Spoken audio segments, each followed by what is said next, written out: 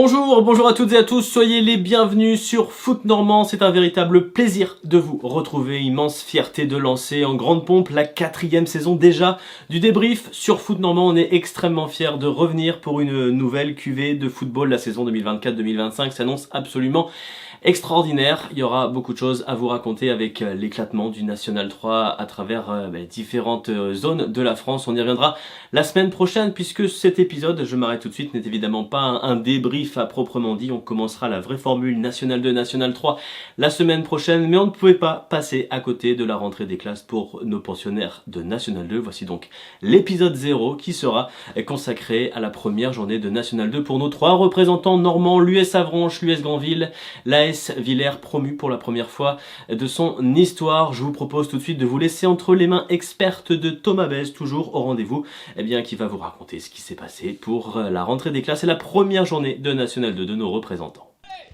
L'US Granvillès qui débute son championnat face à Saumur Olympique Football Club. Et ce sont les Granvillais qui vont le mieux débuter cette rencontre. Avec ce bon décalage sur la droite, il y a un boulevard et un centre qui est parfaitement adressé en direction de Maxime Pento qui vient effleurer le ballon et ouvrir le score dès la 10e minute de jeu. On voit ce but au ralenti. Le ballon qui est très bien déposé entre les deux défenseurs et Maxime Pento, donc l'attaquant Granvillais qui n'a plus qu'à effleurer ce ballon. Mais Saumur qui va réagir en obtenant ce coup franc aux abords de la surface de réparation. C'est Emmanuel Bourgault qui s'en charge et qui le transforme. Une frappe imparable qui laisse le gardien impuissant. Un partout donc après 25 minutes de jeu. On revoit cette frappe au ralenti. Le gardien qui ne peut strictement rien faire. Et Saumur qui pense reprendre l'avantage. Mais ce but est signalé hors jeu. Quelques minutes plus tard, c'est cette frappe et la belle envolée pour détourner ce ballon. En seconde période, Granville qui aura aussi la chance avec ce ballon qui est dévié dans la course. Et cette frappe qui finit dans le petit filet. En fin de rencontre, il y aura aussi un nouveau but hors jeu pour Saumur. On en restera là, un partout. On écoute la réaction du buteur Granville. Premier but, ouais, très content. Très content de démarrer comme ça la saison. Pour un attaquant, on dit toujours que le premier but c'est le plus compliqué à mettre. Mais du coup non, très content que ça commence comme ça. Il y a encore plein de choses à faire et à améliorer. Un peu trop de pertes de balles en seconde mi-temps. Mais non, sur la première c'était cohérent. Et il faut continuer comme ça pour que collectivement ça aille mieux. Et qu'individuellement je continue à être performant. Sous des trompes d'eau et un terrain à peine praticable, l'US Avranches Mont-Saint-Michel reçoit les Herbiers pour son retour en National 2 et ce sont les joueurs de la Vendée qui vont se procurer la première occasion avec cette frappe qui est déviée juste devant le but de l'US Avranches. Mais l'US Avranches va réagir sur corner avec ce ballon qui est dévié au second poteau et bien repris par Pierre Bourdin pour ouvrir le score à la 33e minute de jeu. On voit Aurélien Tertereau qui dévie ce ballon au premier poteau et trouve donc Pierre Bourdin au second pour ouvrir le score. En seconde période, l'US Avranches qui va continuer d'attaquer alors que la pluie ne faiblit pas. Et c'est une bonne récupération avec Zurab Sopromadze, nouvelle recrue affranchinaise. Cette frappe aux abords de la surface de réparation qui est détournée par le gardien. Les Herbiers qui vont réagir également sur coup franc avec ce ballon qui traîne dans la surface de réparation. On peine à se dégager, mais voilà le danger qui est écarté. On retrouve le numéro 10, Zurab Sopromadze, qui est fauché par Dramé. C'est le deuxième carton jaune pour le joueur des Herbiers et donc l'expulsion. Les Herbiers qui vont terminer la rencontre à 10. Oui mais voilà, à la 92e minute de jeu, il y a cet enchaînement parfait de Brahima Magassa qui vient tromper Alexandre Marvin. Et cette l'égalisation des Herbiers en infériorité numérique. On revoit l'enchaînement.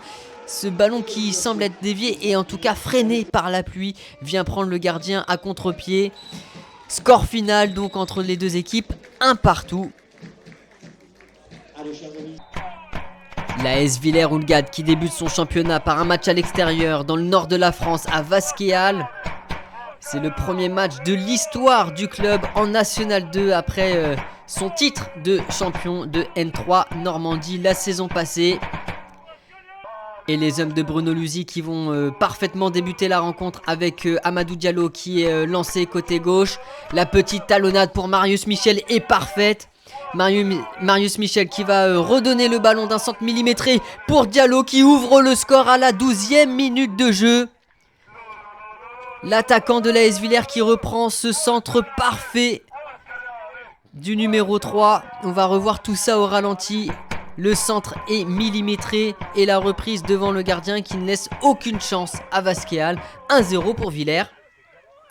Quelques minutes plus tard, on retrouve cette doublette avec Diallo qui garde le ballon et d'une petite passe de l'extérieur du pied qui peut lancer Thierry Lemaître. Il y a un contre 1 et ça fait 2-0 pour l'AS Villers. 18e minute de jeu, c'est la sensation de cette première journée de National 2. Villers qui mène 2-0 à Vasquéal au bout de 18 minutes. On revoit la passe parfaite de Diallo et le 1 contre 1 tout aussi parfait qui ne laisse aucune chance au gardien.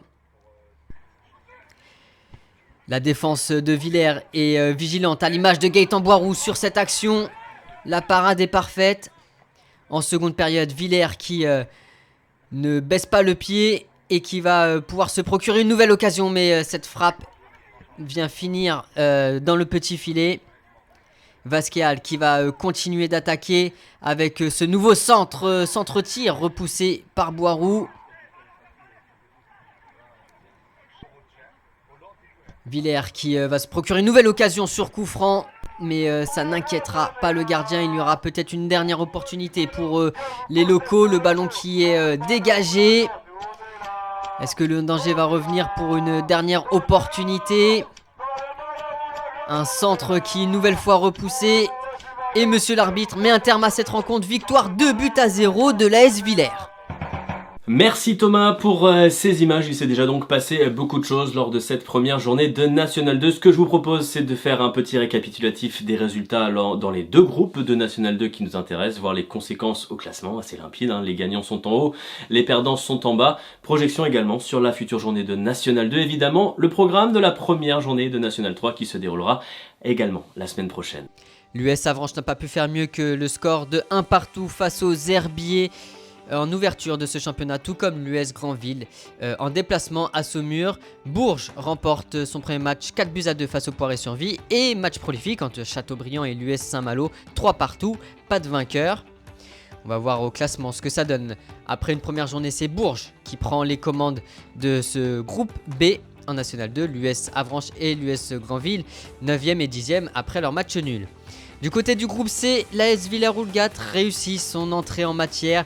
Première victoire historique pour son premier match, 2-0 sur la pelouse donc de Vasquéal.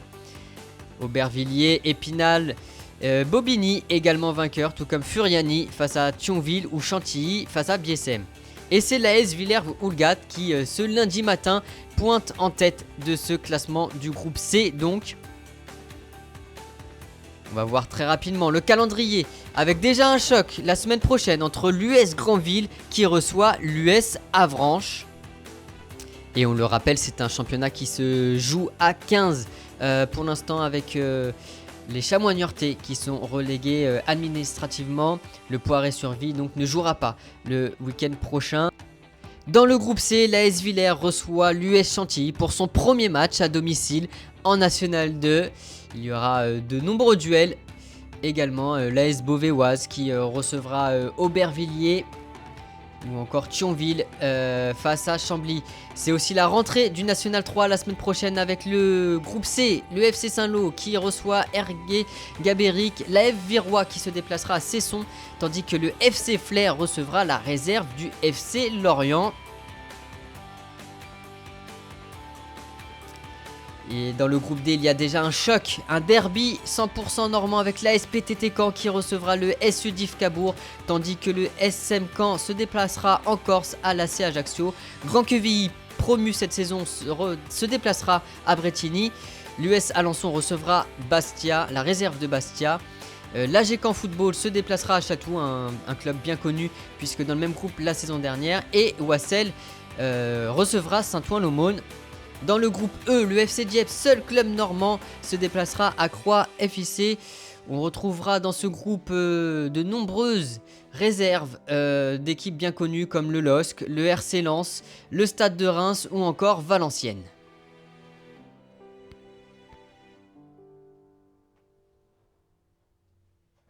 Merci Thomas, c'est déjà la fin de ce court épisode, l'épisode 0, le lancement de la saison 4 du débrief sur Foot Normand. On se retrouve dès la semaine prochaine pour le véritable premier épisode puisque les clubs de National 3 auront fait leur rentrée. Rendez-vous donc le lundi 26 août à 19h pour le premier épisode véritable de la saison. Et on invite évidemment tous les clubs de National 3 à partager un maximum d'images avec nous. On se fera un plaisir de les relayer, de vous raconter la magnifique histoire donc qui nous attend dans cette saison 2024-2025. Merci Thomas pour ta participation à cet épisode. Je vous donne donc évidemment rendez-vous la semaine prochaine. D'ici là, prenez soin de vous. Vous connaissez l'adage. Allez, salut!